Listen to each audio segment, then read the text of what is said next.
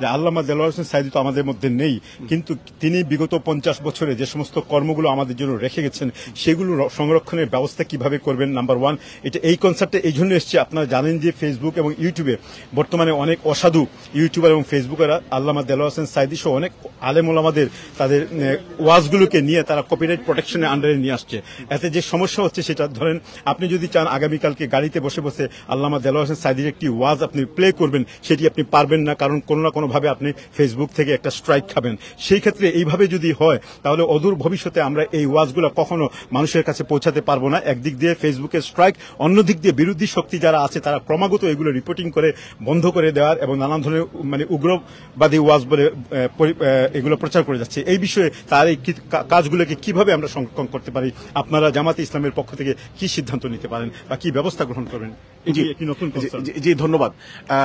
এই ধরনের similar concern যে কপিরাইট ইস্যু সাইদী সাহেবের মানে ওয়াজগুলোর ব্যাপারে এর পূর্বেও একজন পরিবেশক উনি করেছিলেন, দাবি করেছিলেন। ওনার ফ্যামিলি কিন্তু বলেছে সাইদী সাহেব কোনো কপিরাইট ক্লেম করে নাই, এবং আমি মনে করি যে ওনার উত্তরসূরি যারা রয়েছে তাদের সাথে আপনারা আমরা সকলে মিলে কথা বললে, তারা বিভিন্ন অর্গানাইজেশনগুলোকে জানালে যে ওনার ওয়াজগুলো কপিরাইট ফ্রি।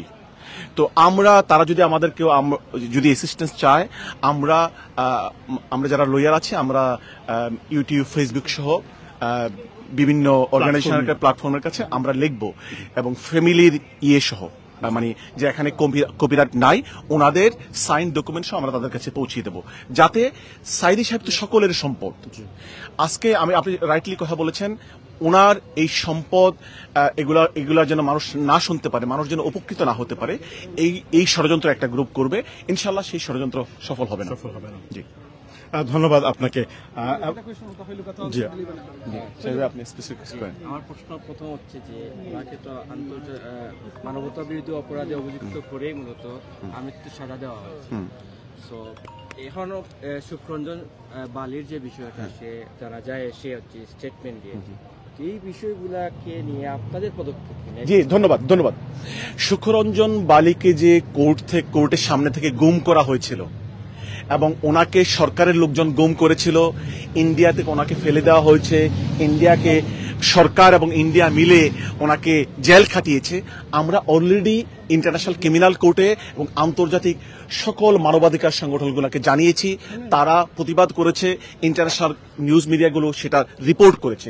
আমরা ওনার গুম সহ সাইদী সাহেবের মামলা কেন্দ্রিক যত ষড়যন্ত্র হয়েছে সকল কিছু আমরা ওনার মামলার অন্তর্ভুক্ত। ইন্টারন্যাশনাল ক্রিমিনাল কোর্টে এই সরকারের বিরুদ্ধে গতকাল আবার যে মামলাটি এদেশের আন্তর্জাতিক সুনামধন্য প্রতিষ্ঠান গার্নিকা 37 ইন্টারন্যাশনাল করেছে, সেখানে এই এভিডেন্সগুলো সাবমিট করা হয়েছে।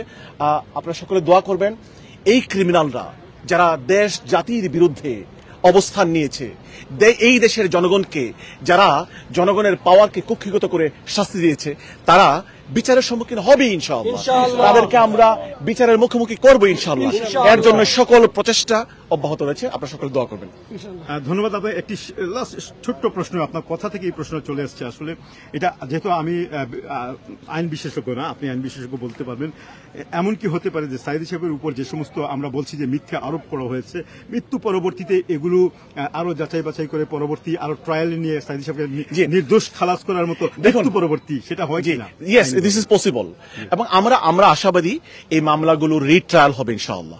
আমরা দৃঢ়ভাবে আশাবাদী, কারণ হচ্ছে যে সাইদী সাহেবের মতো এবং জামাত ইসলামীর এই নিষ্কলুষ নেতৃবৃন্দ ওনারা আল্লাহর কাছে চলে গিয়েছেন, কিন্তু একদল ইসলাম বিরোধী জালেমের প্রেতাত্মারা ওনাদের চরিত্রে এবং ইতিহাসে কলঙ্ক লেপন করে রাখবে, সেই কলঙ্ক আমরা থাকতে দেব না ইনশাআল্লাহ। দেয়ার উইল বি রিট্রায়াল, আপনারা সকলে সাপোর্ট করবেন, you should raise your voice, ইনশাআল্লাহ সকলে মিলে আমরা কাজ করব ফর দ্য রিট্রায়াল ইনশাআল্লাহ।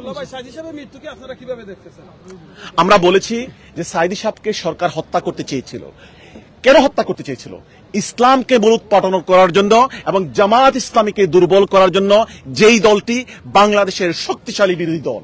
সুতরাং সাইদী সাহেব এবং জামাত নেতৃবৃন্দকে হত্যা করার জন্য ওনারা ভুল বানানো এভিডেন্স দিয়ে, সাক্ষ্য দিয়ে ওনার মামলা পরিচালনা করেছে, এই কথাগুলো আমি ব্যারিস্টার আবু বকর মোল্লা বলছি না, এটা ইন্টারন্যাশনাল কমিউনিটি বলেছে, ইন্টারন্যাশনাল সকল মানবাধিকার সংগঠনগুলো বলেছে, হিউম্যান রাইটস ওয়াচ বলেছে, অ্যামনেস্টি ইন্টারন্যাশনাল বলেছে, ইন্টারন্যাশনাল ক্রাইসিস গ্রুপ বলেছে, এদেশে হিউম্যান রাইটস কাউন্সিল বলেছে, আমেরিকান স্টেট ডিপার্টমেন্ট বলেছে। সো ইন্টারন্যাশনাল কমিউনিটির কাছে এই বিচারটি একটি রাজনৈতিক সাজানো বিচার, সেটি আমরা ইন্টারন্যাশনাল কমিউনিটির কাছে তুলে ধরেছি। এবং আমরা একটু আগে যে কথাটি বলেছি যে এই যে এখানে ষড়যন্ত্রমূলক যে বিচারটি হলো, তথাকথিত বিচার, সেটির সাথে যারা জড়িত এবং দেশবাসীর বিরুদ্ধে যারা অবস্থান নিয়েছে, গুম, হত্যা, নির্যাতন করেছে, তাদেরকে সকলেই ইন্টারন্যাশনাল ক্রিমিনাল কোর্টের সামনে দাঁড়াতে হবে, বিচার সম্মুখীন হতে হবে। ধন্যবাদ। আসসালামু আলাইকুম।